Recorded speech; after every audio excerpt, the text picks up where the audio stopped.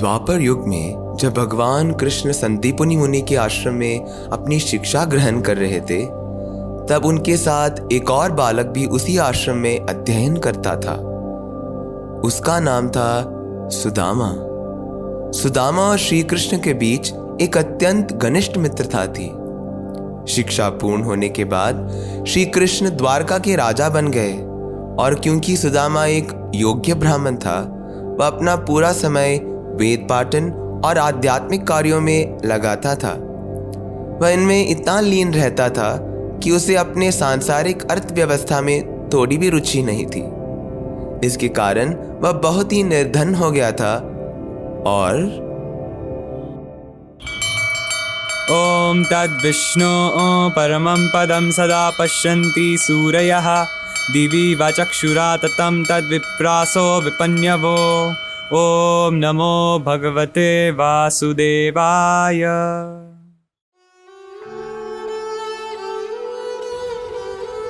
भाग्यवान, सुशीला, सुशीला, कृपया भगवान के लिए भोग ले आओ। आती हूँ स्वामी। भोग कहाँ है? स्वामी, ये आटे का पतीला है, 10 दिन से खाली है। किसी मनवंतर में इसमें चावल हुआ करते थे। आपको ज्ञात है, मेरी रसोई के सभी पतीले भरे हुए हैं हवा से। तो फिर कल का भोग तुमने कैसे बनाया था सुशीला? स्वामी, इतने सालों से पड़ोसियों से सामग्री मांग कर ही हमारा निर्वाहन हो रहा है, किंतु अब तो उन्हें भी हम पर तरस आना बंद हो गया है। ताने के सिवा अब वह कुछ नहीं देते।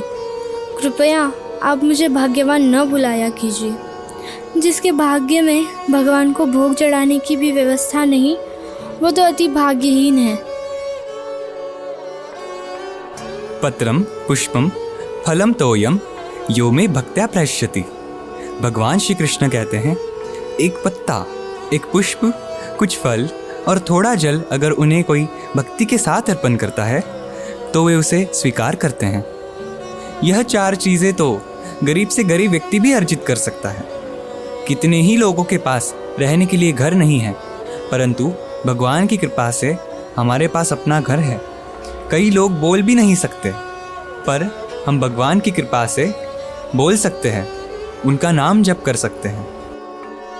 यदि कोई व्यक्ति हरिनाम का जप कर रहा है तो उससे बड़ा भाग्यवान व्यक्ति और कोई नहीं हो सकता। इसलिए निराश ना हो प्रिय। मैं निराश नहीं हूँ स्वामी, क्योंकि मैं जानती हूँ द्वारकाधीश श्री कृष्ण आपके बचपन के सखा है। अगर आप उनसे मिलने जाएंगे तो वे अवश्य ही हमारी मदद करेंगे। उससे हमारी जीवन शैली थोड़ी सुधर जाएगी। कृपया आप उनसे भेंट करने जाएं। सुशीला, मैंने तुम्हें कितनी बार समझाया है कि हमें भगवान श्री कृष्ण से भौतिक वस्तुएं नहीं मांगनी चाहिए। ये भौतिक सुख और दुख तो जन्म के साथ ही निर्णय हो जाता है। इसलिए हमें अपना समय आध्यात्मिक कार्यों में लगाना चाहिए और हरि कृपा से जो भी आए उसे फल स्वरूप ग्रहण करना चाहिए। और कृष्ण तो मेरे बचपन के मित्र थे, लेकिन अब वे द्वारकाधीश हैं। हाँ, रोज़ाना लाखों की संख्या में लोग उनसे मिलने आते होंगे। वो तो अब मुझे पहचानेंगे भी नहीं। स्वामी, मेरी ये इच्छा आपको पूर्ण करनी ही पड़ेगी, क्योंकि मित्र ही तो मित्र के काम आता है। मेरे इतनी बार समझाने के बाद भी कोई असर नहीं हुआ, लेकिन मैं भी तो अपने मित्र श्री कृष्ण से मिलने के लिए कब से उत्सुक हूँ। मुझे उनसे कोई भौतिक उपहार नहीं चाहिए, परंतु उनकी दर्शन पाए कितने वर्ष बीत गए। मैं क्यों ना इस अवसर का लाभ उठाऊं। इससे सुशीला भी प्रसन्न हो जाएगी और मेरा अंतर्मन भी। ठीक है भाग्यवान, मैं श्री कृष्ण से मिलने द्वारका जाऊंगा, परंतु उनके लिए क्या भेंट ले जाऊं? आप चिंता मत करिए स्वामी, उसकी व्यवस्था मैं कर चुकी हूँ। सूखे पोहे, और वो भी टूटे हुए। द्वारकाधीश तो हर दिन 56 भोग खाते हैं। पत्रम पुष्पम फलम तोयम यो में भक्त्या प्रयच्छति। आपकी भक्ति इसमें मिश्रित कर लीजिए स्वामी। ब्राह्मण सुदामा ने अनिच्छुक भाव से पोहे ग्रहण किए और बिना किसी विलंब के द्वारकापुरी की ओर प्रस्थान किए। संपूर्ण यात्रा वह बस इसी विचार में लीन थे कि वह भगवान कृष्ण को कैसे देख सकते हैं।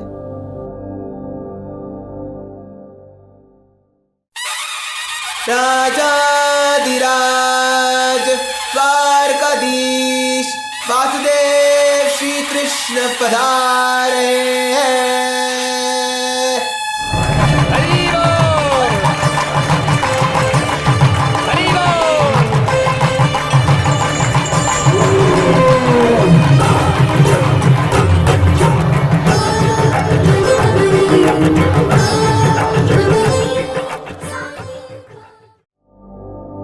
द्वारकापुरी के ऐश्वर्य और वैभव की ख्याति पूरे ब्रह्मांड में चर्चित थी।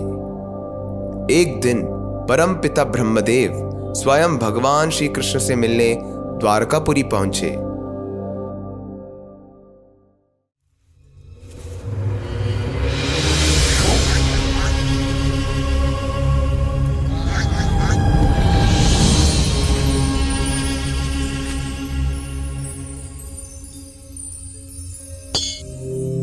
सावधान महाशय, आप कौन हैं? आपको किससे मिलना है? तुम मुझे नहीं जानते? पहली बार किसी ने मुझसे मेरा परिचय पूछा है। इस सृष्टि का रचनाकर्ता और पितामह मैं स्वयं ब्रह्मा हूँ। मैं द्वारकाधीश श्री कृष्ण के दर्शन करने आया हूँ। मेरा और समय व्यर्थ मत करो और मुझे अंदर जाने दो। ब्रह्मा जी, कृपया प्रतीक्षा कीजिए।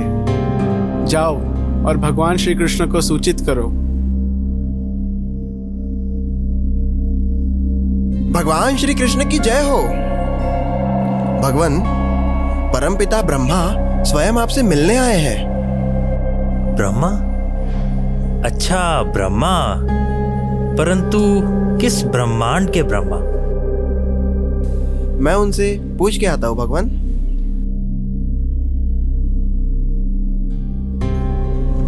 समझ गए ना कौन हूं मैं? अब जाने दो मुझे। रुकिए, श्री कृष्ण जानना चाहते हैं किस ब्रह्मांड के ब्रह्मा हैं आप? किस ब्रह्मांड का ब्रह्मा? जैसे सूर्य एक है वैसे ब्रह्मा भी एक है, और वो मैं हूं, चतुर्मुखी ब्रह्मा। मैं अपने आराध्य भगवान श्री कृष्ण के दर्शन के लिए और प्रतीक्षा नहीं कर सकता। कृपया जाने दो मुझे।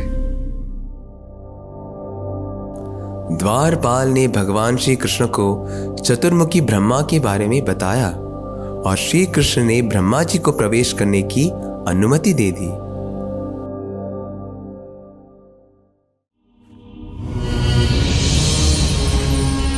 परब्रह्म श्री कृष्ण को मेरा दंडवत प्रणाम। चतुर्मुखी ब्रह्मा, आपका स्वागत है।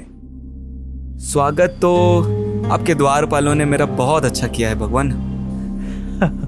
परंतु ब्रह्मदेव, आप यहाँ क्यों आए हैं? आपके प्रशासन में सब कुशल मंगल तो है? क्या दैत्य और दानव आपके आधिकारिक कार्यों में विघ्न तो नहीं डाल रहे हैं? या आप किसी दुविधा से विचलित हैं?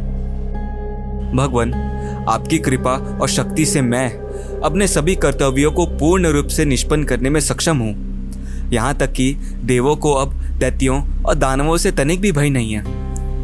परंतु प्रभु, यहाँ आने के पश्चात एक बड़ी ही मानसिक दुविधा मुझे सता रही है। आपकी आज्ञा हो तो। पूछिए ब्रह्मदेव, कदापि संकोच ना करे। भगवान, आपने क्यों पूछा कि कौन सा ब्रह्मा आया है? इस प्रश्न का क्या अर्थ है प्रभु? क्या इस ब्रह्मांड में मेरे अलावा और भी कोई ब्रह्मा है? नहीं ब्रह्मदेव, इस ब्रह्मांड में तो केवल एक ही ब्रह्मा है, चतुर्मुखी ब्रह्मा, स्वयं आप। किंतु इस संपूर्ण भौतिक निर्माण में अनगणित ब्रह्मांड है और उनके अनगणित ब्रह्मा भी है।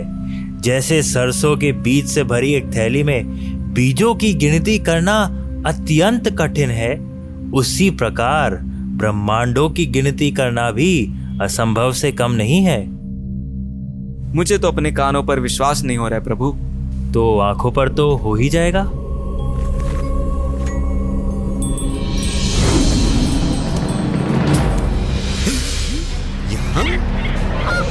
ब्रह्मा तो मैं हूँ। ये सारे ब्रह्मा कहाँ से आए? ये क्या हो रहा है? हे प्रभु, ये हो क्या रहा है?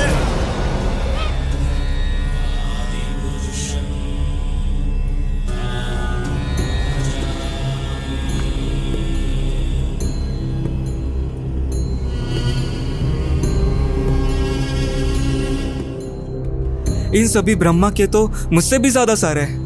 किसी के 10, किसी के 20, 100, 10,000 और कोटि सर वाले ब्रह्मा भी आए हैं। हे भगवान, मैं अपना संयम खो रहा हूं।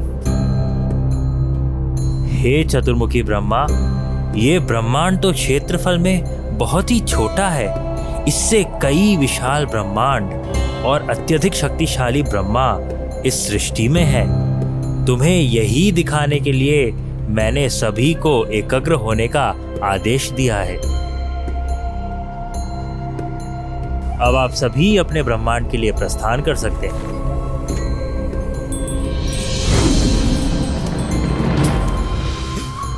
हे भगवान, आपने मुझ पे अत्यंत कृपा दिखाई है। मुझे लगता था कि मैं इस जगत और आपके बारे में सब कुछ जानता हूँ, पर आज मुझे ज्ञात हो गया है कि जहाँ तक कि आपके ऐश्वर्य की बात है, वे मेरे तन, मन और बुद्धि के पहुँच के परे है।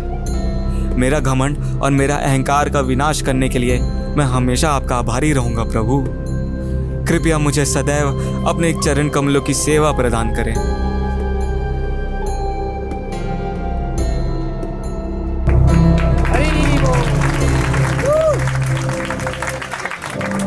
इस प्रकार भगवान कृष्ण का आशीर्वाद पाकर ब्रह्मदेव ने सत्यलोक की ओर प्रस्थान किया। उधर सुदामा अपनी लंबी थकावटपूर्ण यात्रा के बाद द्वारकापुरी पहुंचे।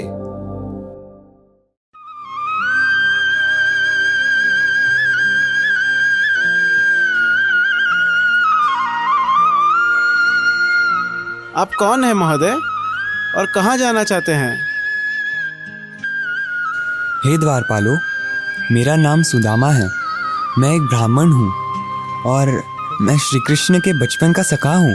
संदीपनी मुनि के आश्रम में हमने साथ में शिक्षा ग्रहण की थी।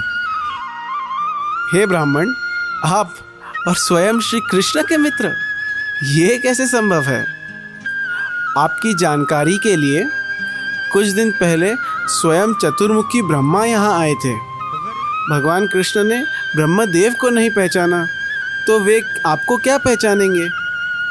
खैर, भगवान कृष्ण का आदेश है कि सभी ब्राह्मणों को बिना किसी प्रश्न के द्वारकापुरी में प्रवेश दिया जाए।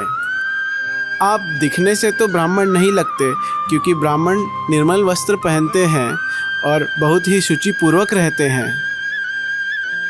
नमो ब्रह्मण्य देवाय गो ब्राह्मण हिताय च जगद्धिताय कृष्णाय गोविंदाय नमो नमः।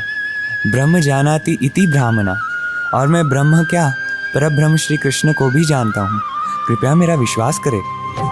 अरे द्वारपालो, कन्हैया से कह दो। अरे द्वारपालो, उस कन्हैया से कह दो के दर पे सुदामा गरीब आ गया है। दर पे सुदामा गरीब आ गया है। भटकते भटकते न जाने कहाँ से, भटकते भटकते न जाने कहाँ से तुम्हारे महल के करीब आ गया है। तुम्हारे महल के। अवश्य ब्राह्मण जी। यादव वंश के राजाओं के महलों तक पहुंचना अत्यंत मुश्किल था, परंतु ब्राह्मणों को जाने की अनुमति थी। जब सुदामा वहां गए तो उन्हें 3 सैन्य शिविरों को पार करना पड़ा। हर शिविर में बड़े विशाल द्वार थे। द्वारों और शिविरों के बाद 16,000 बड़े बड़े महल थे, जो भगवान कृष्ण की 16,000 रानियों के आवास थे। ब्राह्मण सुदामा एक ऐसे महल में प्रवेश करते हैं जो बहुत ही अलौकिक प्रकार से सजाया गया था। जब उन्होंने इस सुंदर महल में प्रवेश किया तब उन्हें ऐसा लगा कि वह परमात्मिक आनंद के सागर में तैर रहे हैं। उन्हें यह अनुभव हुआ कि श्री कृष्ण यहीं उपस्थित है। कृष्णा, कृष्णा, सुदामा, कृष्णा, सुदामा, सुदामा, हे वासुदेव। कृष्णा, कृष्णा, कृष्णा, हे वासुदेव। सुनते ही दौड़े चले आए मोहन, लगाया गले से सुदामा को मोहन। श्री कृष्ण अपने अग्रज बलराम और मेरे अलावा किसी और को गले नहीं लगाते। यह सौभाग्यशाली व्यक्ति कौन है? उपस्थिति से तो कोई लाचार दीन लगता है, पर यह व्यक्ति साधारण नहीं हो सकता, जिसे देख स्वयं भगवान कृष्ण अपना आसन छोड़ दौड़े चले जाए। महारानी रुक्मिणी, हमें तुरंत ही अतिथि सत्कार की व्यवस्था करनी चाहिए। अवश्य, सही कहा आपने। मोहन लगाया गले से सुदामा को मोहन, लगाया गले से सुदामा को मोहन।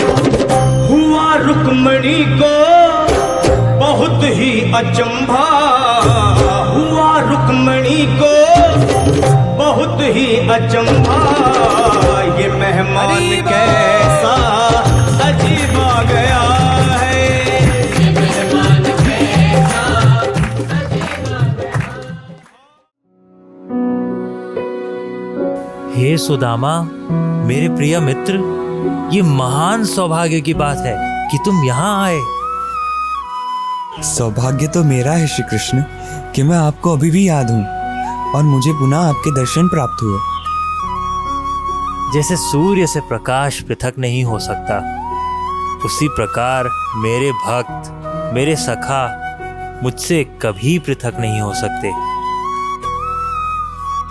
हे प्रिय मित्र, आप सर्वबुद्धिमान व्यक्तित्व है और आप धार्मिक जीवन के सिद्धांतों को स्पष्ट रूप से जानते हैं। मैं भली भांति जानता हूँ कि आरंभ से ही आप भौतिक जीवन के प्रति लेश मात्र भी आसक्त नहीं थे। इस भौतिक संसार में ऐसे लोग बहुत कम मिलते हैं जो भौतिक ऐश्वर्य से आसक्त ना हो। प्रिय मित्र, तुम्हें हमारे बाल्य जीवन के वो सभी दिन स्मरण होंगे जब हम दोनों एक साथ गुरुकुल में थे।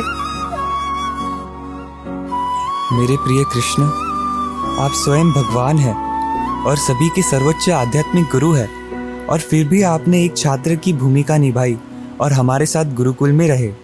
इसका यही निष्कर्ष हो सकता है कि आपने इन सभी लीलाओं को केवल अपने आनंद के लिए निभाया, अन्यथा आपको मनुष्य की भूमिका निभाने की कोई जरूरत नहीं। अच्छा मेरे प्यारे मित्र सुदामा, ये बताओ कि तुम मेरे लिए क्या लाए हो? क्या तुम्हारी धर्मपत्नी ने मेरे लिए कोई उत्तम खाने की वस्तु दी है?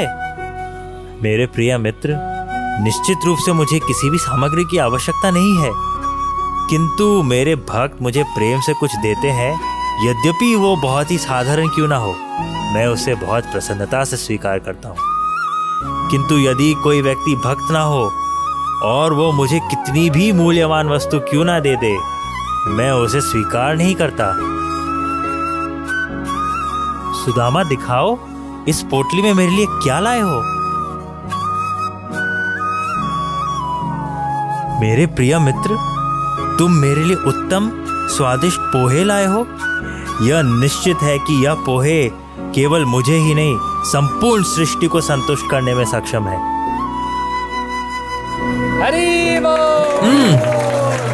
अति उत्तम, इतने स्वादिष्ट पोहे। सुदामा मुझसे कुछ भी मांगने नहीं आया है, वो तो केवल मेरे प्रति अपने प्रेम से बाध्य होकर आया है। इसलिए मैं सुदामा को देवराज इंद्र की कल्पना से भी अधिक भौतिक ऐश्वर्य प्रदान करता हूँ। द्वारका में विद्वान ब्राह्मण सुदामा को भगवान कृष्ण से कुछ भी महत्वपूर्ण प्राप्त नहीं हुआ और फिर भी उन्होंने भगवान से कुछ भी नहीं मांगा। अगली सुबह वह अपने घर के लिए चल पड़े और पूरे रास्ते में वह केवल भगवान कृष्ण के व्यवहार को याद कर रहे थे और भगवान श्री कृष्ण के दिव्य दर्शन पाकर बहुत आनंदित महसूस कर रहे थे।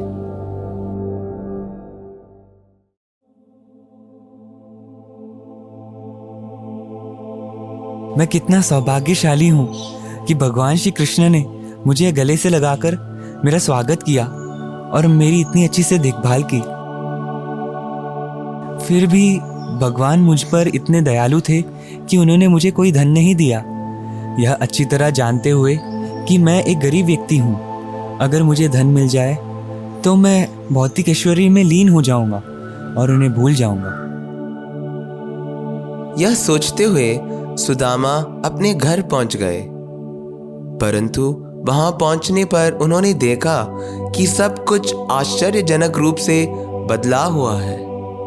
उन्होंने देखा कि उनकी कुटिया के स्थान पर सूर्य, चंद्रमा और अग्नि के किरणों के समान चमकने वाला बहुमूल्य रत्नों से बने बड़े बड़े महल हैं। न केवल बड़े बड़े महल हैं, बल्कि बीच बीच में सुंदर प्रकाश से सजे हुए उद्यान भी हैं, जिनमें अनेक सुंदर स्त्री पुरुष भ्रमण कर रहे हैं। उन उद्यानों में कमल के सुंदर फूलों से भरी हुई झीलें हैं और बहुरंगी पक्षियों के झुंड भी। हे भगवान, मेरा घर कहाँ गया और ये विशाल इंद्र के समान महल कहाँ से प्रकट हो गया? क्या मैं गलत जगह पर आ गया हूँ या भगवान श्री कृष्ण ने मुझ पर असीम कृपा करके मेरी सारी भौतिक आसक्तियों से मुझे मुक्त कर दिया है? स्वामी, स्वामी, आप आश्चर्यचकित ना हो, यह हमारा ही स्थान है। परंतु अपने जीवन के प्रारंभ से ही मैं अत्यंत कंगाल रहा हूँ, अतः इतने बड़े और आकस्मिक ऐश्वर्य का क्या कारण हो सकता है? मेरे मित्र भगवान कृष्ण की कृपा दृष्टि के अतिरिक्त मुझे और कोई कारण दिखाई नहीं देता। वे अपने भक्तों के मन को समझते हैं और उनकी इच्छाओं को वैभव के साथ पूर्ण करते हैं। ये सब मेरे मित्र भगवान कृष्ण के कार्य हैं। किसान को दिन में बारिश से परेशान किए बिना बादल उसे संतुष्ट करने के लिए रात में उदार बारिश लाता है, और फिर भी जब किसान सुबह उठता है तो वो सोचता है कि अभी पर्याप्त वर्षा नहीं हुई है। इसी प्रकार भगवान अपनी स्थिति के अनुसार सभी की इच्छा पूर्ण करते हैं, और फिर भी मनुष्य भगवान के सभी उपहारों को अपनी इच्छा से कम ही मानता है। दूसरी ओर जब भगवान को अपने भक्तों से प्यार और स्नेह में एक छोटी वस्तु भी मिलती है तो वे उसे एक महान और मूल्यवान उपहार मानते हैं। ज्वलंत उदाहरण मैं स्वयं हूँ। मैंने केवल उन्हें कुछ टूटे हुए पोहे खिलाए और बदले में उन्होंने मुझे स्वर्ग के ऐश्वर्य से भी अधिक ऐश्वर्य दिया है। मैं भगवान कृष्ण की मित्रता और इनकी सेवा में संलग्न होने के लिए उनके प्रति समर्पण करता हूँ। मुझे कोई ऐश्वर्य नहीं चाहिए, मैं केवल उनके शुद्ध भक्तों के साथ जुड़ना चाहता हूँ। मेरा मन और कर्म सदा उनकी सेवा में लगे रहे। मेरी एकमात्र इच्छा यही है कि मैं सदैव उनके पवित्र नामों का जप करूं। हरे कृष्णा कृष्णा कृष्णा हरे हरे, हरे राम राम राम हरे हरे। हरे